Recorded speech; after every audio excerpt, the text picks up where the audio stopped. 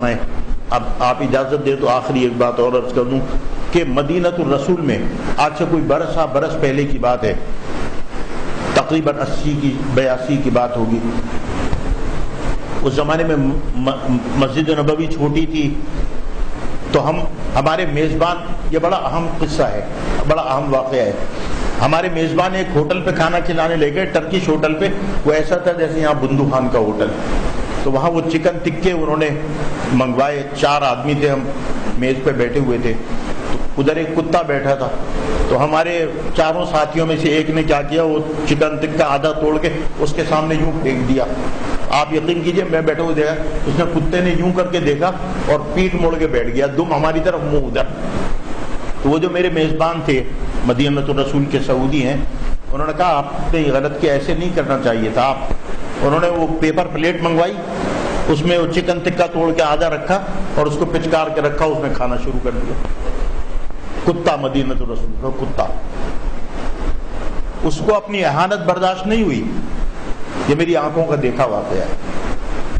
اس نے کتے کے سامنے اس طرح کر کے بوٹی پھینکی نا، اس نے یوں غور کر کے دیکھا کہ ارے تم اتنے بے وقوف آدمی ہو، میں مدینۃ الرسول کا کتا اور تم مجھے اس طرح پھینک رہے، اور وہ منہ ادھر کر کے اور اپنی دم ادھر کر کے بیٹھ گیا۔ یہ مدینۃ الرسول میں نے اپنی اور بھی بہت سارے واقعات ہیں۔ یعنی یہ تمام بات عرض کرنے کا مقصد کیا ہے کہ اگر اللہ جل جلالہ آپ کو اور ہمیں توفیق عطا فرمائے اور ہم مدینۃ الرسول جائیں، تو مدینۃ الرسول، وہاں کے افراد کیا، وہاں کے جانور اور وہاں کی جگہ۔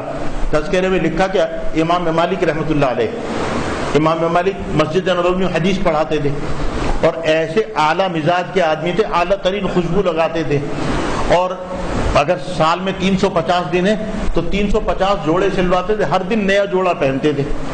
جو جوڑا آج پہنا وہ کل نہیں پہنتے تھے، بدلہ کسی غریب کو یا کسی طالب علم کو سے ہر دن نیا جوڑا پہنتے تھے۔ یعنی ان کی نفاست کے بڑے اعلیٰ، بہت اعلیٰ واقعات ہیں۔ ہم میں سے کوئی بھی آدمی ایسا نہیں آپ دکھا سکتے جو ہر دن نیا جوڑا پہنتا ہو۔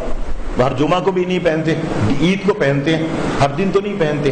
تو ان کے تذکرے میں لکھا ہے کہ مدینۃ الرسول میں کبھی جوتے پہن کے نہیں چلے، پیدل چلتے تھے، ننگے پیر چلتے تھے، کہ مبادہ میں ایسی جگہ میرا جوتا پڑ جائے جہاں جناب محمد مصطفیٰ احمد مجتبیٰ سرکار دو عالم صلی اللہ علیہ وسلم کے قدم مبارک پڑے ہوں۔ دارالعلوم دیوبند کے بانی مولانا محمد قاسم نانوتوی رحمۃ اللہ علیہ، ان کے تذکرے میں بھی یہ بات لکھی، مدینۃ الرسول جب جاتے تھے کبھی جوتا نہیں پہنتے تھے، ننگے پیر، گرمی ہو سردی ہو، ننگے پیر مدینے میں چلتے تھے، کہ مبادہ کسی ایسی جگہ میں جوتا پہن کے چلا جاؤں جہاں رسول اللہ کے قدم پڑے ہوئے ہوں۔ تو میری گزارش یہ ہے کہ اللہ تعالیٰ اگر ہمیں اور آپ کو توفیق عطا فرمائے تو مدینۃ الرسول کی عظمت اور اس کی جو قدر افزائی ہے اور اس کی جو عزت ہے اس کو بھی قلب میں رکھیں۔ اللہ تعالیٰ ہمیں اس کی قدر افزائی کی توفیق عطا فرمائے۔ وآخر دعوانا الحمدللہ رب العالمین۔ جن حضرات نے سنتیں نہ پڑھی ہوں سنتیں پڑھیں۔